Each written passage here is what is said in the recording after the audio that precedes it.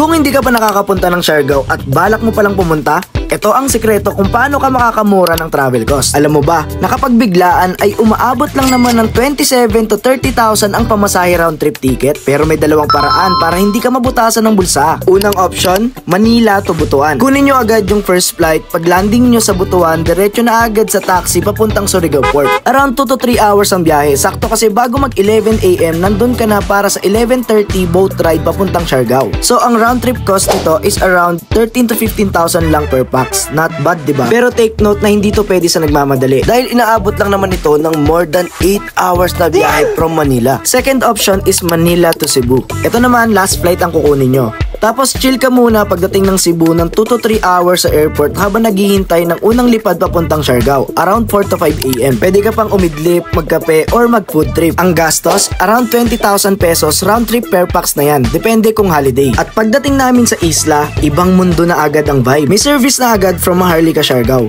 No stress na sa commute, pero bago mag-check-in, syempre food trip muna. Dito kami nag-stop over sa Whitebird Cafe. Sobrang aesthetic ng place at solid ng serving. Tapos dito pala kami mag-i-stay sa Maharlika Siargao. Simple lang yung place pero very island feels. Budget friendly din at sobrang lapit sa lahat ng kailangan mo. At bukod sa malinis, may aircon, bonus pa na may motor kang pwedeng rentahan para makapag-ikot-ikot. Kung gusto mong mag-island hopping or tours, madali lang. Sila nang bahala dyan. Mabuhay! Good afternoon!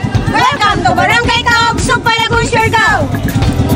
At syempre, hindi kumpleto ang trip natin kung walang food adventure. Pag pumunta kayo ng Siargao, try nyo dito sa Mekong. Nag-offer sila dito ng mga Thailand dish and nag-order kami ng ilan sa kanilang mga bestseller like yung Thai shrimp and cannibals, yung bamboo way, at syempre hindi mawawala yung Thai milk tea. Lahat swak sa island vibe. Pero alam mo, higit sa tips at pagkain, ang tunay na saya ng Siargao ay yung experience mismo. Yung simpleng motor ride nagiging adventure. Yung kape sa tabi ng kalsada nagiging special. At yung mga strangers nagiging tropa. Siargao will always give you more than what you expect. More fun, more stories, more reason to smile, at yun ang pinakasulit na pamasahe. At muli, eto si The Biyahero.